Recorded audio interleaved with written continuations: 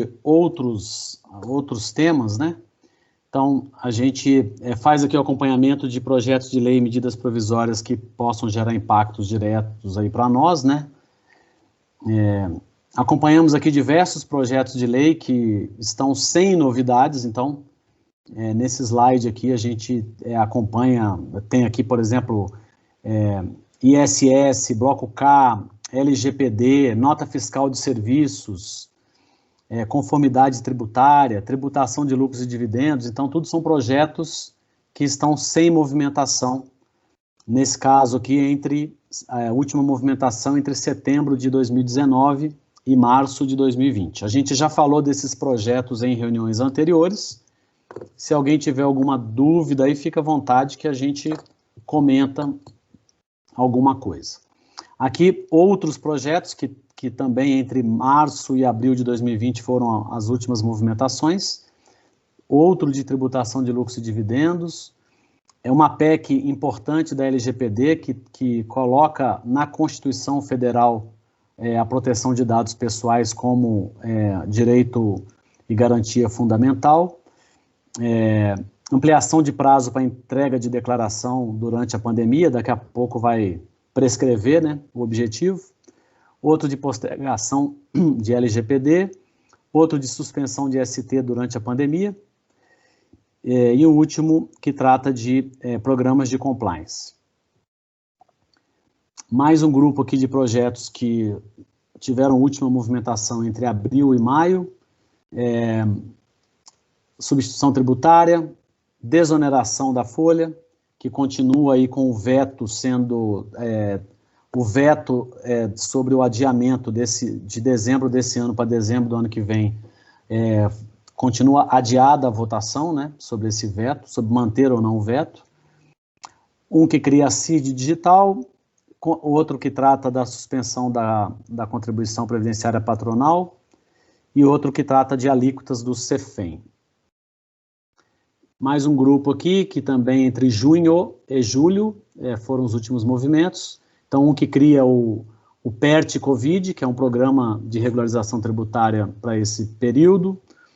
Outro que trata de utilização do excedente do percentual lá dos dispêndios com pesquisa e inovação.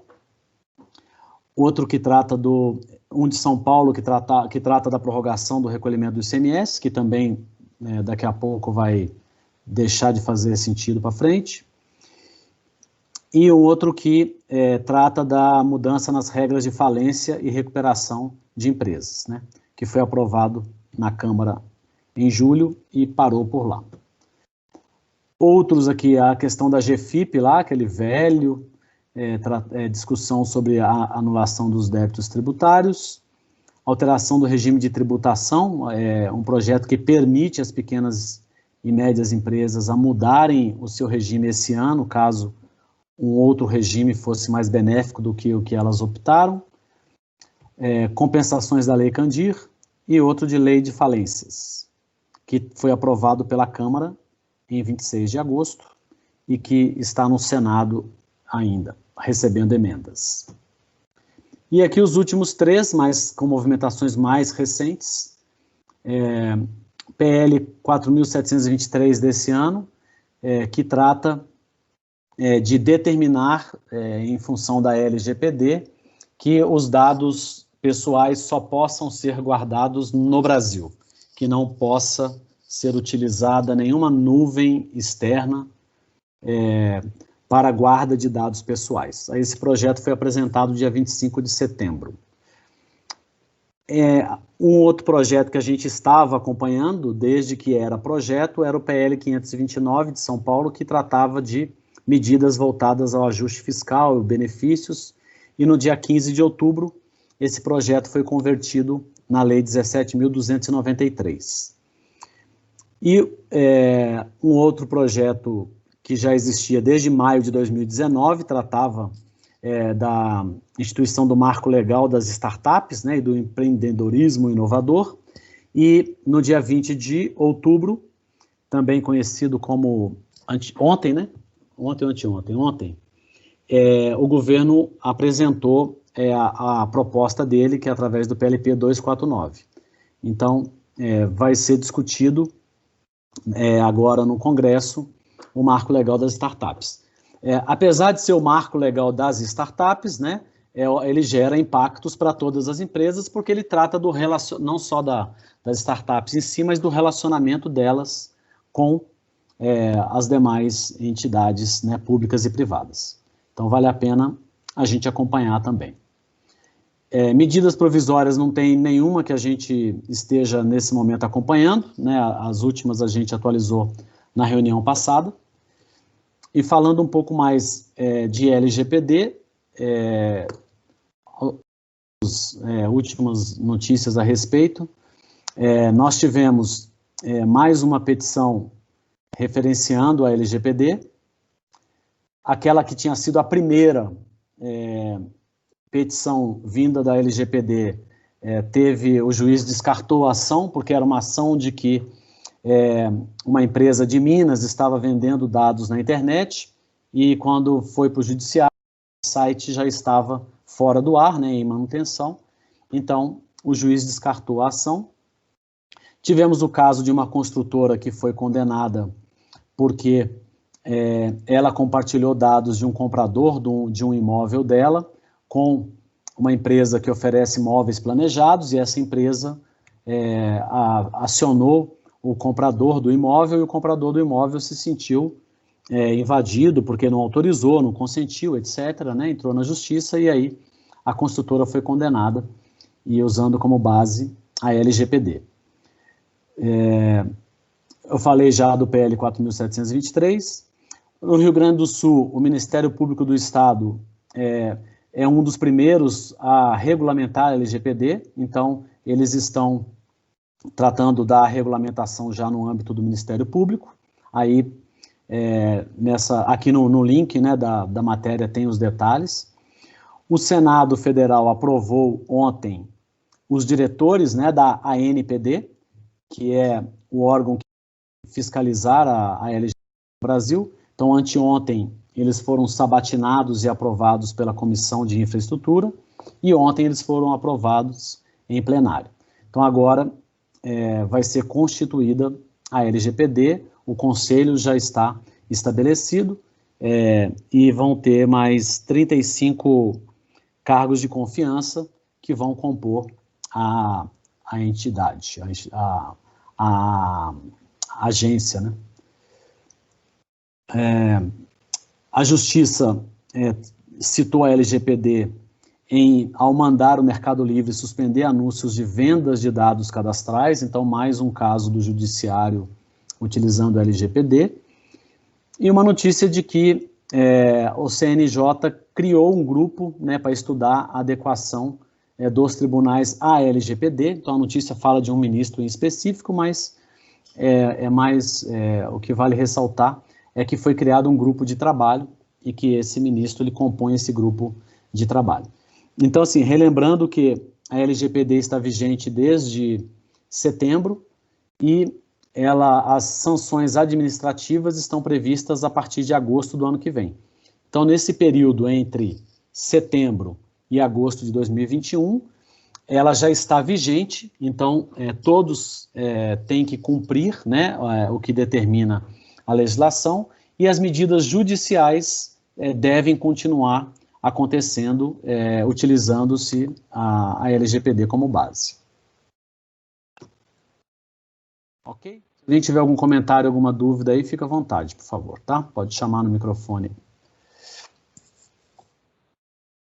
Falando aqui de alguns outros assuntos, então, aqui em Minas nós tivemos uma redefinição de industrialização, ligada à questão do que se produz, né, em padaria, supermercado, então como, por exemplo, queijo, pão, essas coisas. Então foi determinado, foi criada uma nova definição de que não se considera industrialização alguns casos como esses exemplos que eu citei.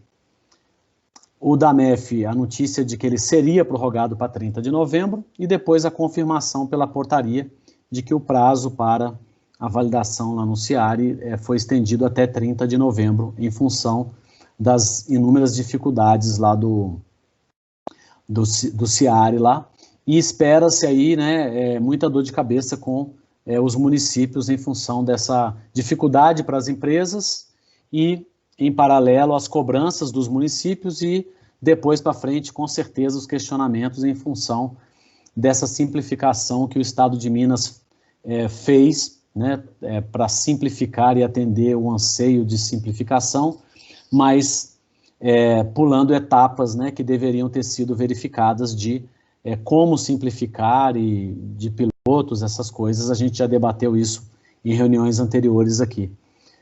Inclusive, apresentação, no mês passado, tivemos até a apresentação do Zé Wander da CBMM sobre o processo lá de validação no CIARI. O governo prorrogou lá a redução de jornada e salário até dezembro. A notícia né, da efetivação de que a Comissão da Reforma Tributária estendeu os trabalhos até dezembro, então, uma sinalização muito forte de que realmente esse ano não tem mais reforma tributária. Então, estavam acontecendo até algumas reuniões semanais lá, consultas públicas com entidades, a gente até comentou isso no mês passado, e colocamos aqui os links para vocês das reuniões, das apresentações, e nas últimas 2 semanas não aconteceram, não vi programação ainda para essa ou para a próxima. Então, realmente a discussão deu uma desacelerada, e com a questão eleitoral e com as outras discussões todas, então esse ano tá com cara mesmo de que não vai avançar muito, não. O governo falou que ia apresentar as outras propostas, que não ia nada, que ia apresentar tudo, não apresentou. Inclusive teve gente que me perguntou aí algumas semanas atrás, e a proposta, onde que está a proposta que o governo ia apresentar ontem ou anteontem? Então, assim, falou que ia apresentar e não apresentou. Então, até o momento, a única apresentada é a da CBS. Foi aberta uma consulta pública sobre a questão de anotação do horário de trabalho em registro eletrônico, está vigente para quem quiser contribuir. A notícia de que a Receita Federal está fazendo uma ação de regularização de produtores rurais pessoa física. Então, lembrando que, né, tem produtores rurais aí que faturam até ou mais do que 200 milhões de reais por ano, então é um grupo aí de empresas, vamos dizer, mesmo pessoa física, que a Receita Federal tem uma preocupação muito grande pelos volumes e pelos planejamentos tributários. Publicada uma nota técnica atualizada com relação à tabela de NCM, são produtos muito restritos, não afeta aqui, creio que nenhuma das empresas de vocês aqui, não sei se tem alguém da Abbott aqui, que tinha em outras reuniões, está ligado à questão de equipamentos médicos, então não afeta vocês. Tivemos uma alteração com relação à DAP, então, antes, quando a empresa fazia a opção, né, pela substituição, enquanto não está obrigada, do DAP pelo SPED fiscal, ela era obrigada a estender essa substituição a todos os estabelecimentos do Estado. Então, essa alteração diz que você pode optar só em algum estabelecimento. Então, no caso, por exemplo, da Drogaria Araújo, da Energisa, a própria Usiminas, eu creio que tenha mais de um estabelecimento, né? No modelo anterior, era obrigado a optar para todas as empresas, e agora pode-se optar para algumas. O Max está por aí ainda, Max? Estou sim, Zé Adriano. Você chegou a fazer a opção lá? Vocês iam fazer a opção, né? Pois é, nós verificamos e acabou que nós deixamos para novembro. Ah, tá. Beleza. Tá bom? Nós optamos por novembro mesmo. Tranquilo. Porque aí o que mudou é que, né, para quem for fazer a opção, que pode-se fazer a opção somente para um ou alguns estabelecimentos e não necessariamente todos. A gente continua tudo como dantes. Tivemos vários ajustes CNFs e convênios publicados também nessa semana, envolvendo aí benefícios fiscais, redução de débitos e documentos eletrônicos, alguns tratando daquela questão do consumo indevido de processamento de documento fiscal eletrônico, né? Então, já existia para a NFE e foi estendido para a NFCE, para a nota fiscal de energia elétrica, né? NF3E, que vai estar em vigor a partir de setembro do ano que vem. Então, foi normalizado que todos esses documentos fiscais eletrônicos, se houver identificação de consumo indevido, que as empresas podem ser advertidas e, havendo recorrência, podem até ser impedidas de emitir documento fiscal e para vai ter que entrar com processo e tudo mais. Então, isso aí está no meio desse pacote aí de ajustes CNFs e convênios que foram divulgados aí nessa... José Adriano. Senhor. Dentro desses ajustes aí dos bloqueios, né, suspensão dos web services, a leitura anterior falava de suspensão temporária, né? Ele tirou a palavra temporária de lá na nova, entendeu? Então... ele fala que ele vai fazer uma primeira suspensão, né? E aí sem a palavra temporária, mas ele fala também que em caso de recorrência, né? Então ele fala assim, ele vai fazer uma primeira suspensão e aí o entendimento meu, né? Ele faz uma primeira suspensão e você explica o que aconteceu e ele libera para você voltar a usar. Se acontecer de novo, você vai ter que ter um processo administrativo para você conseguir ser autorizado novamente a emitir, né? Esse foi o meu entendimento dessa normalização que eles fizeram. Legal. Tentei a palavra temporário lá, mas o meu entendimento ficou nessa linha. Legal, obrigado. E uma coisa que algumas empresas têm relatado no grupo falando de documento fiscal eletrônico, né? No grupo de empresas piloto aí de documento fiscal eletrônico, é que algumas empresas de tecnologia, como a Lynx, a SAP, a TOTUS, estão sendo acionadas por alguns destinatários de nota fiscal eletrônica, porque passou a ser obrigatório, né, a informação de qual é o sistema que está sendo utilizado para gerar a nota fiscal eletrônica, com as informações de e-mail e tal, e telefone. Então, as empresas estão relatando, né, algumas delas, de que estão tendo... É verdade. A nossa até não foi não, mas eu também participo desse grupo. A nossa não foi não, mas eu já tive lá, outros lá, e disseram que os caras estão ligando para eles lá para resolver o problema, entendeu? A SAP é uma delas, Isso aí. No estado de Rondônia, teve um problema lá com o sistema de recepção do SPED, e eles disseram, então, que o prazo será prorrogado, né? Eu acho que o prazo era dia 20 ou 21, e vai ter mais dias em função do problema lá no sistema de recepção. Foi publicado um ranking em que o Brasil aparece na 16ª posição, considerando amadurecimento de governo digital. Esse ranking é dentro dos 33 países da OCDE e alguns convidados, né, como o Brasil.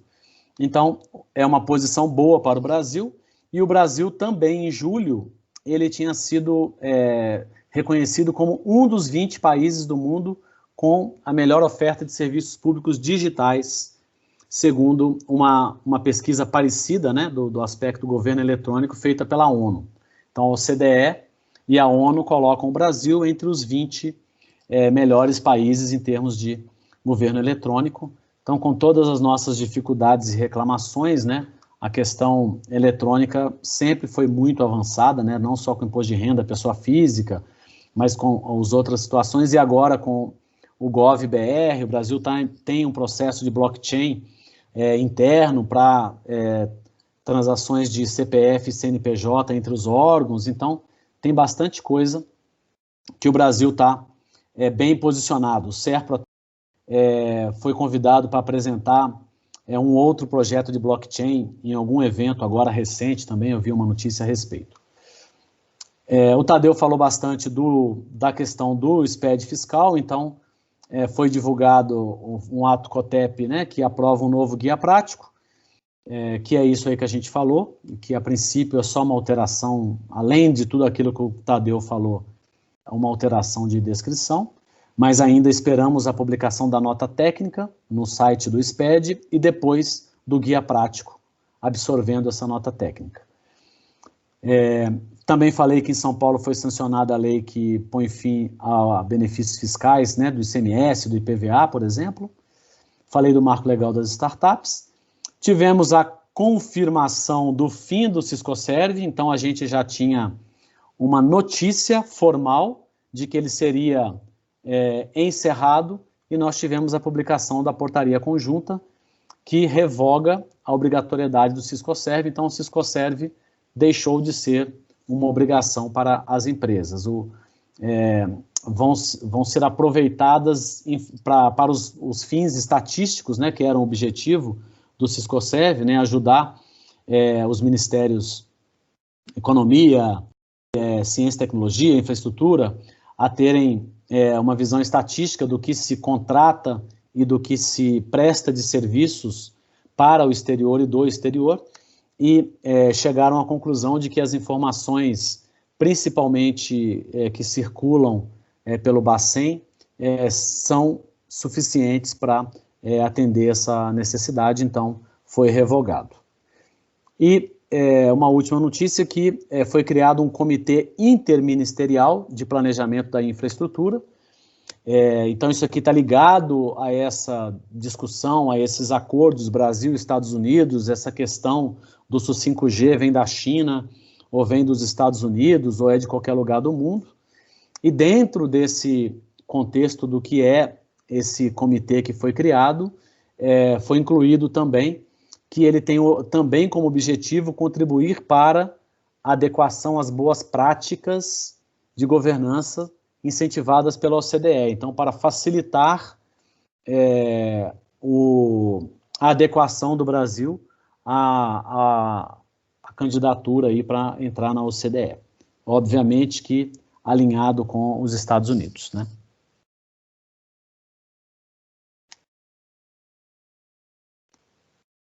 Pessoal, aqui em termos de conteúdo a gente concluiu. Alguém tem alguma dúvida, algum comentário, quer discutir alguma coisa que a gente passou muito rápido, quer voltar em alguma discussão que aconteceu antes, por favor, podem ficar à vontade. José Adriano, só em relação ao ressarcimento e complemento,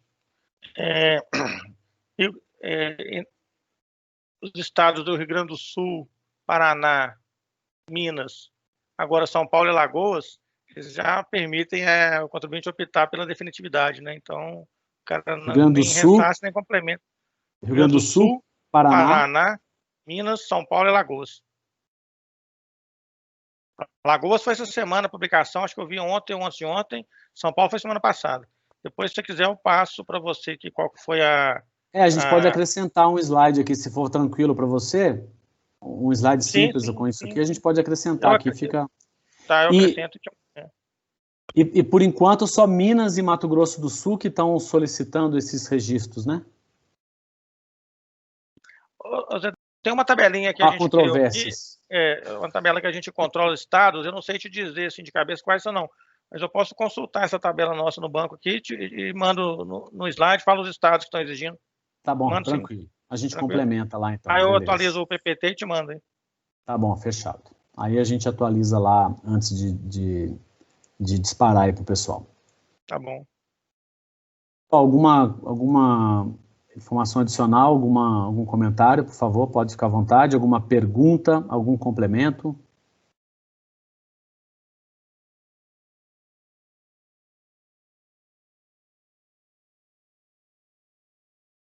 Não? Então, para complementar aqui o Tadeu, eu abri aqui o ajuste NF 41, que ele fala da questão da nota fiscal de energia elétrica e eletrônica, que é a NF 3E, né?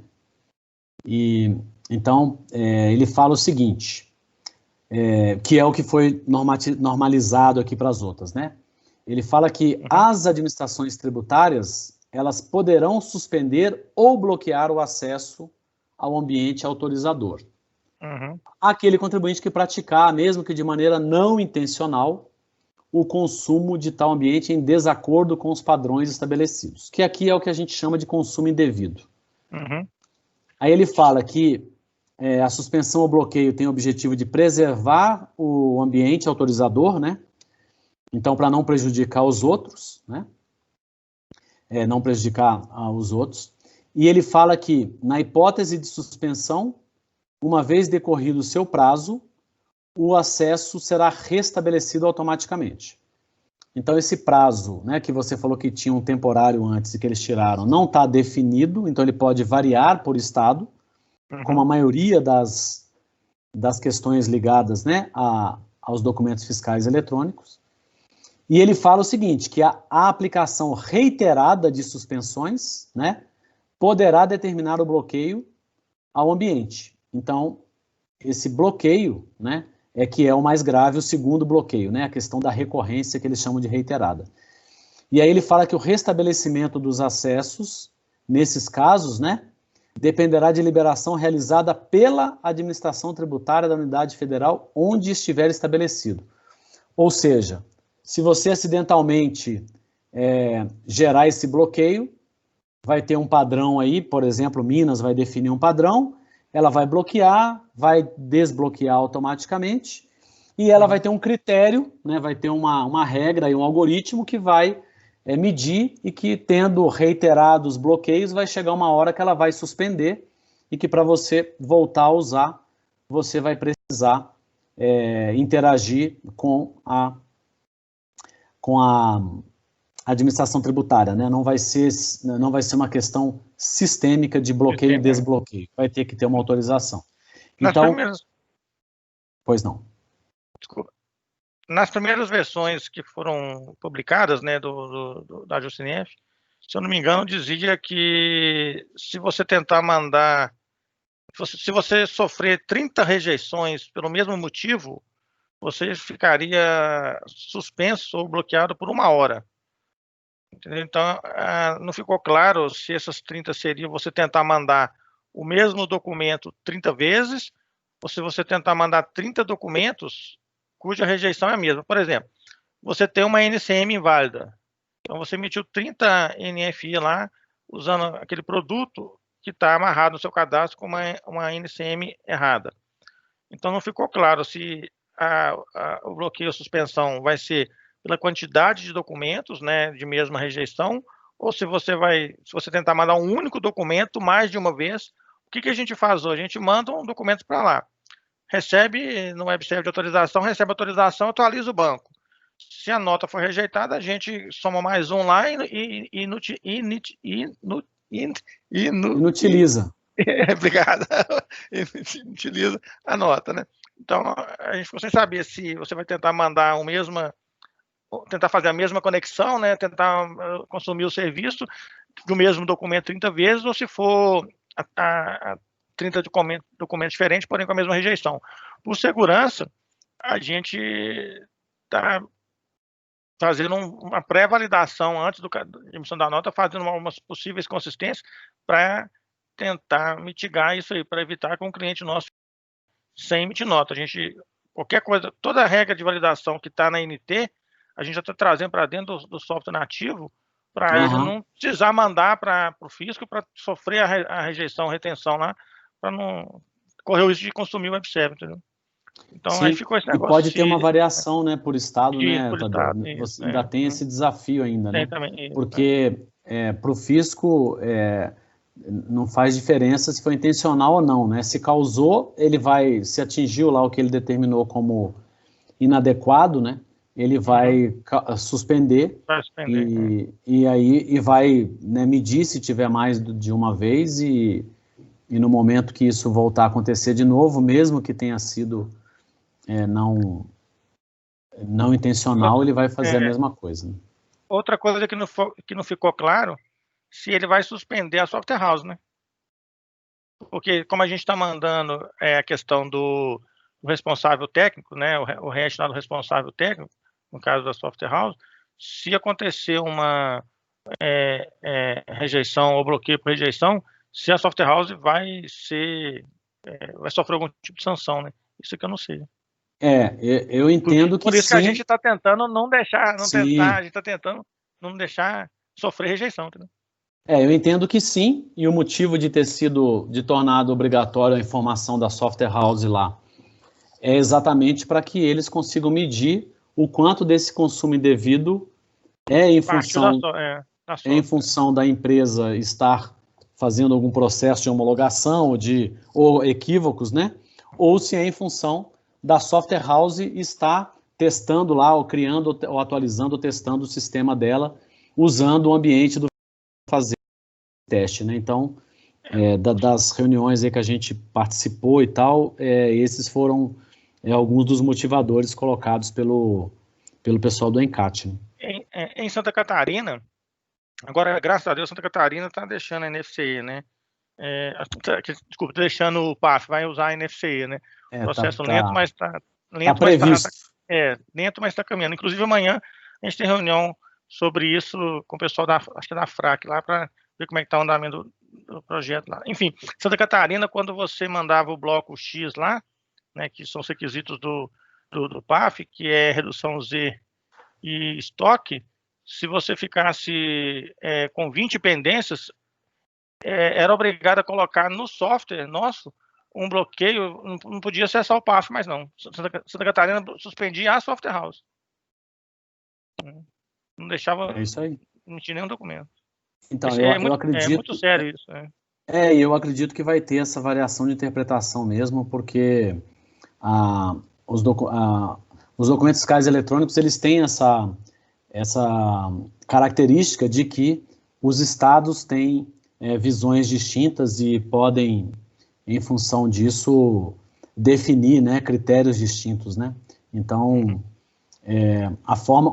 o que eles não podem fazer é algo que não esteja dentro do que está definido no ajuste CINIEF, né? Então, como o ajuste CINIEF não restringe isso, né, o ajuste CINIEF está tratando do contribuinte, né? Então, o que o ajuste CINIEF diz é que o contribuinte pode ser suspenso. Então, vamos dizer que as empresas que utilizam hoje Lynx ou SAP, e aí tenha problema na Lynx ou na SAP, as empresas que vão ser suspensas ali, né? Aquelas empresas que transmitiram aquela situação que apresentou um consumo indevido. É isso que o ajuste CINIEF está prevendo. O que acontece é que estados como Santa Catarina podem ter critérios de verificar essas software houses para identificar se isso está concentrado nas software houses, para que, ao invés de penalizar, né, as empresas, os contribuintes em si, eles percebam que aquilo é um problema, seja ele eventual, né, quando a gente fala das empresas normais, sérias e tal, ou seja alguém que está realmente validando o seu software usando o ambiente do fisco, né, porque a gente sabe que tem esses casos, né, empresas menores, né, o volume de empresas que emite nota fiscal eletrônica e que tem algumas delas que utilizam o ambiente do fisco para fazer o processo de homologação mesmo, para testar e ajustar o sistema, né? Então, nesse caso, vão tomar bomba, né? É o que está previsto. Isso é muito sério. Com certeza. E essa normalização, essa formalização desses ajustes CINIEFs mostram que os estados estão atentos a isso. Então, as empresas têm que os contribuintes têm que estar ligados nisso aí, de que é um assunto já discutido há muito tempo e que agora eles se preocuparam em publicar para cada documento fiscal, colocar lá o texto de que pode ser suspenso o serviço. Ok? Sim. Isso aí. Pessoal, algum comentário a mais aí? Alguma dúvida?